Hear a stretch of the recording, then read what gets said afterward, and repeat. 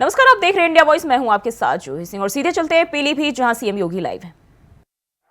ये हमारा सौभाग्य है कि स्वतंत्र भारत के स्वर्ण युग के रूप में जाने जा रहा भारत आज आदरणीय मोदी जी के नेतृत्व में एक ग्लोबल पावर बनने की ओर अग्रसर है।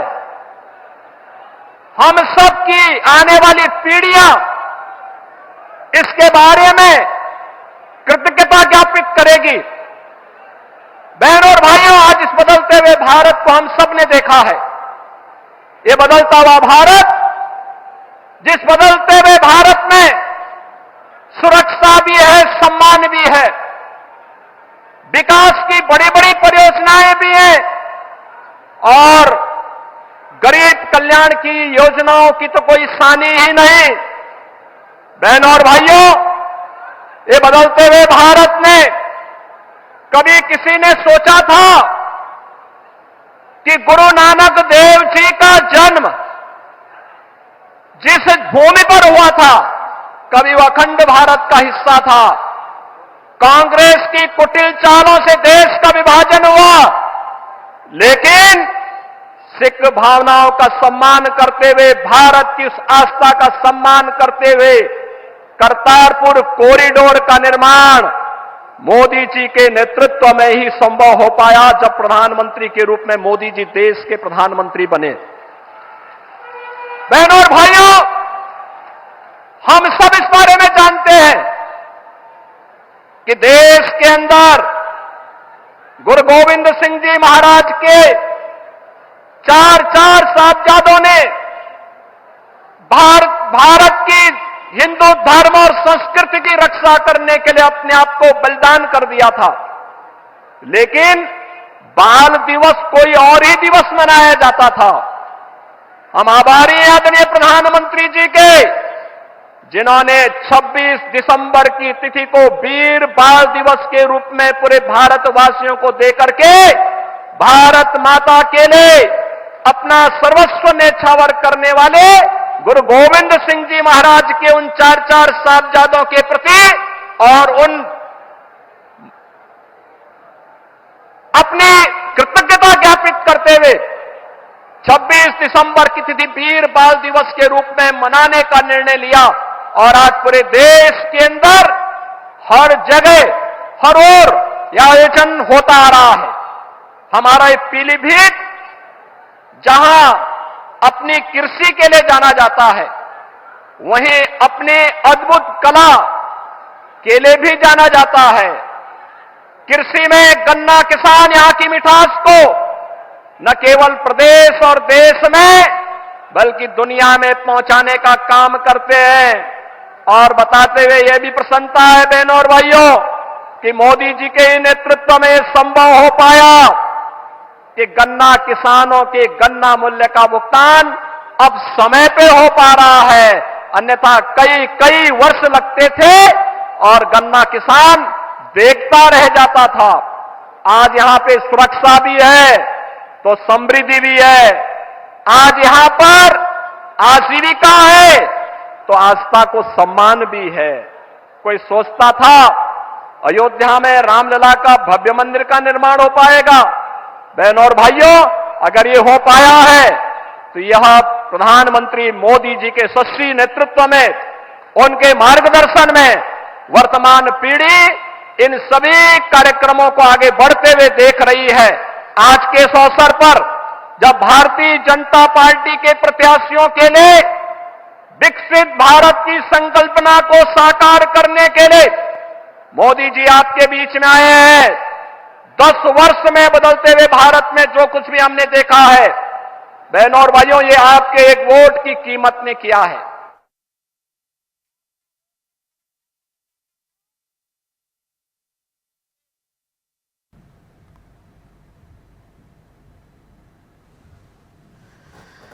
तो पीलीभीत से जो है सीएम योगी आदित्यनाथ जनसभा को संबोधित कर रहे हैं और अपनी उपलब्धियों को, सरकार की उपलब्धियों को जनता के सम्मुख रख रहे हैं और साफ तौर पर उनसे वोट की अपील कर रहे हैं।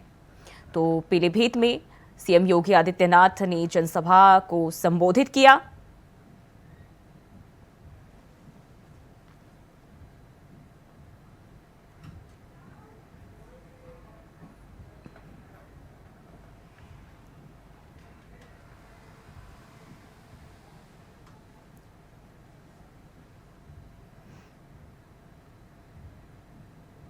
वहीं पीलीभीत से पीएम मोदी जनसभा को संबोधित करे, क्या कुछ कह रहे हैं ये भी आपको सुनाते हैं। ये कैसे हुआ, किसने किया, किसने किया, किसने किया? आपका जवाब गलत है। ये मोदी ने नहीं किया, ये आपके एक वोट ने किया है। ये आपके वोट की ताकत है। आपके एक वोट से मजबूत सरकार बनी, निर्णायक सरकार बनी, सशक्त सरकार बनी, काम करने वाली सरकार बनी और बीजेपी सरकार ने दुनिया को दिखा दिया कि भारत किसी से भी कम नहीं है। साथियों, जब नीयत सही होती है, हौसले बुलंद होते हैं, तो नतीजे भी सही मिलते हैं। आज हम चारों तरफ विकसित भारत का निर्माण होते हुए देख रहे हैं।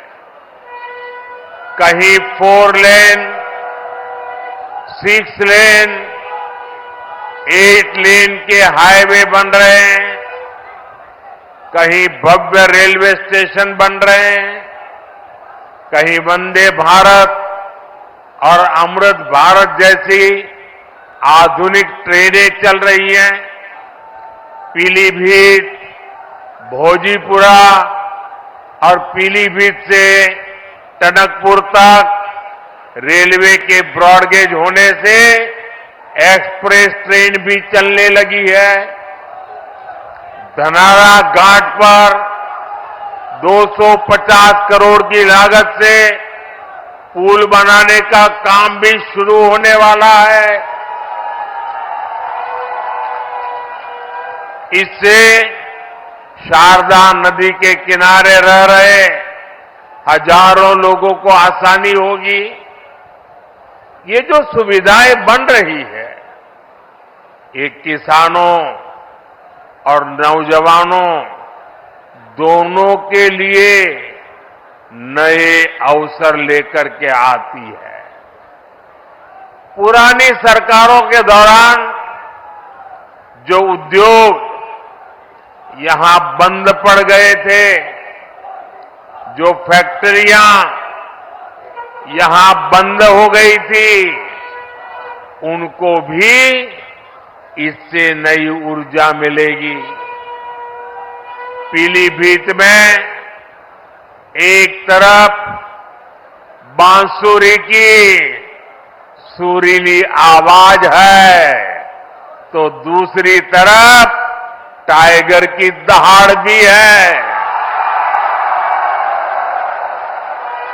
हमारी सरकार पीलीभीत टाइगर रिजर्व की ख्याति को भी देश और दुनिया के कोने कोने में ले जाने का काम कर रही है। यहां इको टूरिज्म का नया इकोसिस्टम बन रहा है। यहां के नौजवानों के लिए रोजगार और स्वरोजगार के नए अवसर बन रहे हैं। साथियों, पीलीभीत और ये पूरा क्षेत्र खेती किसानी के लिए भी जाना जाता है। आप याद कीजिए 10 वर्ष पहले तक किसानों की क्या स्थिति थी। महंगे यूरिया की कालाबाजारी होती थी और किसानों को लाठियां खानी पड़ती थी। आज यूरिया भी पर्याप्त मिलता है और लगातार मिलता है। जो बोरी दुनिया में 3,000 रुपये में यूरिया की बोरी बिकती है, वो हमारी सरकार सिर्फ 300 रुपये से भी कम कीमत पर यूरिया की बोरी किसानों को देती है। यहां यूपी के किसानों को पीएम किसान सम्मान निधि के तहत करीब 70,000 करोड़ रुपए भी मिले हैं। यह आंकड़ा छोटा नहीं है। किसानों के बैंक खाते में 70,000 करोड़ रुपया ये मोदी सरकार ने पहुंचाया है और इसमें से करीब 850 करोड़ रुपये यहां पीलीभीत के किसानों के बैंक खाते में पहुंचे हैं। साथियों, कांग्रेस और सपा के राज में गन्ना किसानों को कैसे अपने ही पैसे के लिए तरसाया जाता था, ये आपसे अच्छा कौन जानता है। भाजपा सरकार ने गन्ना किसानों की परेशानी कम करने के लिए पूरी ताकत से काम किया। पीलीभीत से पीएम मोदी को भी आप सुन रहे थे। और बढ़ते खबरों की ओर, दिल्ली से बड़ी खबर सामने आ रही। केजरीवाल की आज हाईकोर्ट में अहम सुनवाई। रिमांड को चुनौती देने वाली याचिका पर सुनवाई। दिल्ली हाईकोर्ट का आज आएगा फैसला। दोपहर बाद आ सकता है फैसला। बड़ी जानकारी, क्या केजरीवाल को मिलेगी जमानत? तो ये बड़ी जानकारी सामने आ रही है। केजरीवाल को लेकर आज सुनवाई होगी हाईकोर्ट में और अभी जो है इस पर सस्पेंस बना हुआ है कि क्या केजरीवाल को राहत मिलेगी कोर्ट की ओर से। तो रिमांड को चुनौती देने वाली याचिका पर सुनवाई आज होनी। दिल्ली हाईकोर्ट की ओर से आज फैसला आना है। तो केजरीवाल की आज हाईकोर्ट में अहम सुनवाई होने जा रही है। रिमांड को चुनौती देने वाली याचिका पर सुनवाई होगी दिल्ली हाई कोर्ट में। आज दिल्ली हाई कोर्ट की ओर से फैसला आएगा कि केजरीवाल को राहत दी जाए या फिर नहीं। तो दोपहर बाद जो है यह फैसला आ सकता है। रिमांड को चुनौती देने वाली याचिका पर दिल्ली हाई कोर्ट आज सुनवाई करेगा। दिल्ली से ये बड़ी जानकारी। मुख्यमंत्री अरविंद केजरीवाल की आज हाई कोर्ट में अहम सुनवाई है। रिमांड को चुनौती देने वाली याचिका पर दिल्ली हाई कोर्ट की ओर से फैसला आना है। दिल्ली से ये जानकारी मिल रही है। केजरीवाल की आज हाईकोर्ट में अहम सुनवाई। रिमांड को चुनौती देने वाली याचिका पर आज सुनवाई होगी दिल्ली हाई कोर्ट में और आज दोपहर के बाद का वक्त बताया जा रहा है जब इस मामले में सुनवाई होगी। हाईकोर्ट की ओर से फैसला आएगा।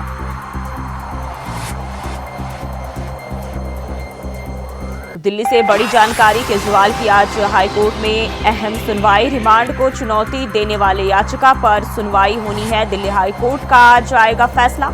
दोपहर बाद फैसला आ सकता है और क्या अरविंद केजरीवाल को जमानत मिलेगी या नहीं, इस पर अभी जो है सस्पेंस बना हुआ है। ये तो फैसला आने के बाद ही पता चलेगा। तो दिल्ली से यह जानकारी सामने आ रही। केजरीवाल की आज हाईकोर्ट में अहम सुनवाई होगी। दिल्ली हाईकोर्ट की ओर से फैसला आएगा। रिमांड को चुनौती देने वाली याचिका पर फैसला आएगा।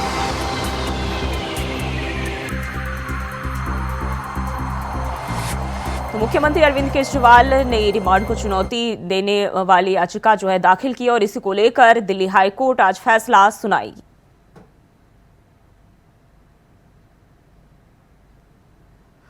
और इसी खबर पर ज्यादा जानकारी के साथ दिल्ली से अजित हमारे साथ लाइव जुड़ गए हैं। अजित, केजरीवाल की हाई कोर्ट में आज अहम सुनवाई होनी है। रिमांड को चुनौती देने वाली याचिका पर क्या जानकारी मिल रही है?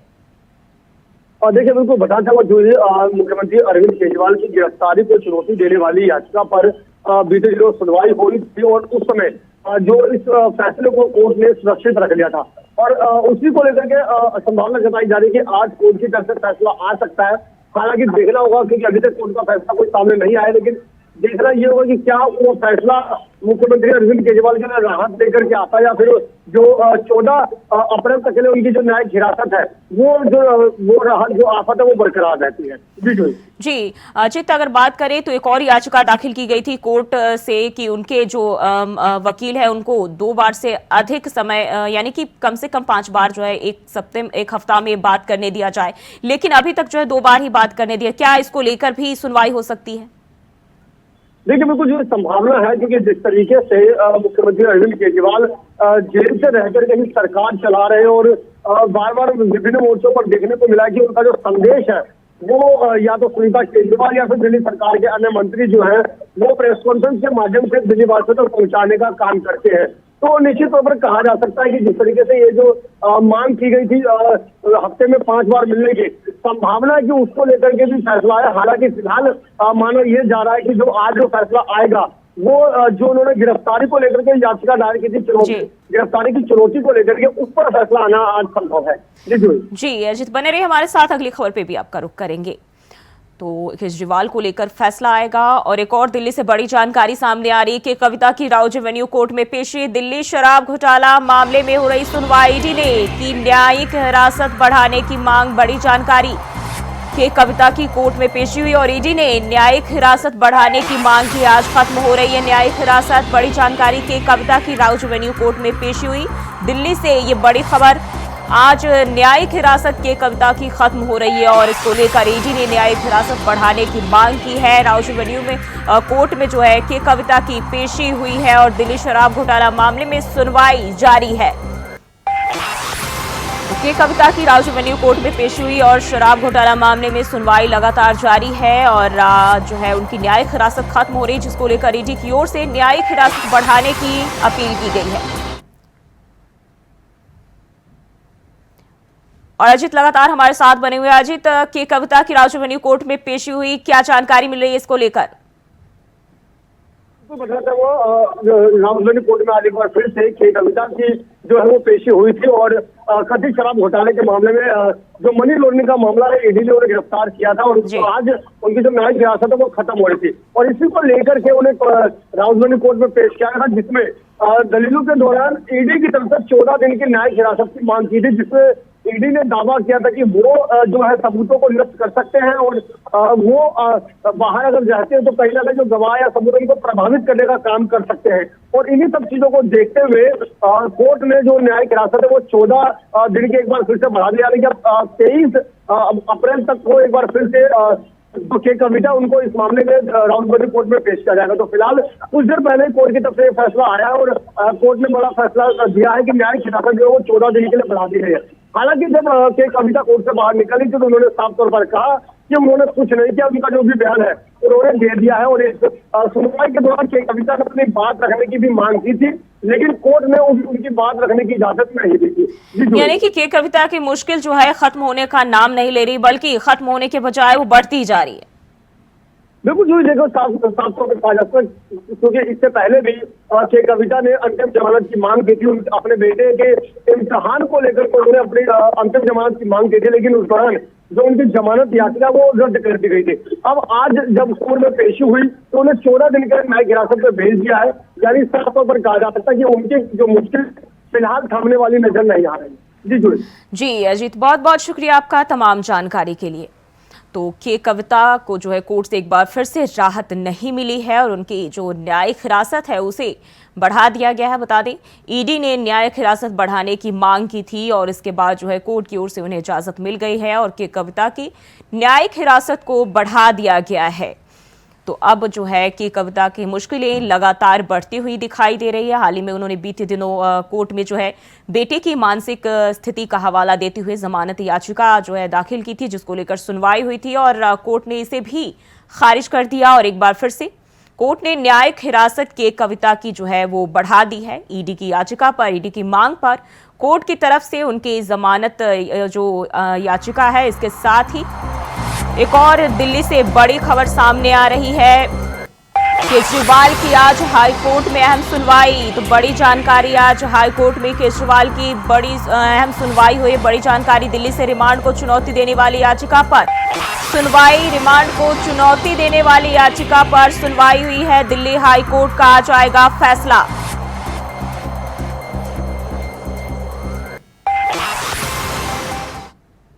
और पौड़ी से अनिल बलूनी लाइव आ रहे हैं, क्या कुछ कह रहे, चलिए आपको सुनाते हैं। मोदी है तो आएगा तो वैसे तो घुमाकोट के लोग सब जानते हैं इनको क्या भाषण देना है, सब कुछ जवाब अच्छा दे रहे हैं। बहुत बहुत धन्यवाद आप लोगों का। हमारे उत्तराखंड के बहुत ही सक्रिय, बहुत ही यशस्वी युवा और देश भर में जिन्होंने अपनी पहचान बहुत कम समय के अंदर बना दी है, ऐसे हमारे प्रिय मुख्यमंत्री भाई पुष्कर सिंह धामी जी, हमारे उत्तराखंड सरकार में मंत्री और बहुत ही आध्यात्मिक पुरुष माननीय सतपाल महाराज जी, इस क्षेत्र के बहुत ही लोकप्रिय और मेरे बहुत ही अच्छे मित्र दिलीप रावत जी, जिला अध्यक्ष बीरेन जी, रश्मि ध्यानी जी, प्रशांत बसवान जी, भट्ट जी, हमारे इस विधानसभा के प्रभारी मोहन सिंह नेगी जी, मुन्नी ध्यानी जी, कमला कंडारी जी, सुरेंद्र प्रताप जी, नीरज पंत जी, प्रकीण नेगी जी, शांतनु रावत जी, विनोद रावत जी, आप सबको यहाँ पर जितने भी लोग हैं सबको मेरा प्रणाम और आप सबको नवरात्रि और हिंदू नववर्ष की बहुत बहुत शुभकामनाएं। साथियों, आप सबको पता है, माताओं बहनों आपको सबको पता है कि 19 तारीख को चुनाव है और 19 तारीख को मतदान है। और आप सब लोगों ने अभी भी पहले जब धन सिंह जी भी बोल रहे थे, सबको पता है कि मोदी जी को लाना है और सबको पता है मोदी जी को प्रधानमंत्री बनना है। सबको पता है भारतीय जनता पार्टी की सरकार बन रही है। सबको पता है अपना वोट खराब नहीं करना है। मैं बस कुछ चंद बातें बता के आप सब लोग मुख्यमंत्री जी को सुनना है, अपनी बात समाप्त करूंगा। आप सब लोग जानते हैं 19 तारीख को जो मतदान है, हम सब ने उसमें जमकर मतदान करना है। मोदी जी को प्रधानमंत्री बनाना है। मोदी जी का इस उत्तराखंड के साथ और इस गढ़वाल के साथ जो गहरा नाता है वो आप सब जानते हैं। जब मोदी जी मुख्यमंत्री नहीं थे, प्रधानमंत्री भी नहीं थे, तब भी इसी गढ़वाल में, इसी उत्तराखंड में साधना करने आते थे। कई कई महीनों तक इस गढ़वाल में रहते थे। उनका इस गढ़वाल के साथ आध्यात्मिक लगाव है। उनका एक बहुत बड़ा जोर है इस गढ़वाल के साथ। और इस गढ़वाल के साथ इतना प्यार होगा तो गढ़वालियों को भी तो प्यार होगा उनसे, गढ़वालियों का भी तो लगाव होगा उनसे। तो 19 तारीख को हम सब गढ़वाल के लोगों को, इस लोकसभा के लोगों को, उत्तराखंड के लोगों को, उनको भारी बहुमत के साथ प्रधानमंत्री बनाना है। आप सब जानते हैं कि मोदी जी के इर्द गिर्द सारे उत्तराखंड के लोग हैं। आप सब इसी धरती के पुत्र, इसी हमारे गढ़वाल के बेटे अजीत डोभाल को रोज देखते हैं। आप सब जानते हैं जब देश का सेनापति बनाना था, जब देश का पहला सीडीएस बनाना था, तो उन्होंने इसी गढ़वाल के बेटे जनरल बिपिन रावत को चुना, क्योंकि उनका गढ़वालियों पर विश्वास था। आप सब जानते हैं कि जब उनको कैसे दुर्भाग्यपूर्ण परिस्थिति में जनरल रावत की कैसी दुर्भाग्यपूर्ण स्थिति में मृत्यु हुई, आप सब लोग जानते हैं। उनको दूसरा सीडीएस बनाना था, तो वो भी इसी गढ़वाल की भूमि से जनरल अनिल चौहान को बनाया। ऐसा उनका गढ़वाल के साथ लगाव है। आप सब जानते हैं कि उन्होंने रॉ का चीफ अनिल धस्माना जो इसी गढ़वाल के उनको बनाया। आप सब जानते हैं उन्होंने कोस्ट गार्ड का चीफ राजेंद्र सिंह को इसी धरती के आदमी को बनाया। उन्होंने एनटीआरओ का चीफ इसी उत्तराखंड के व्यक्ति को बनाया।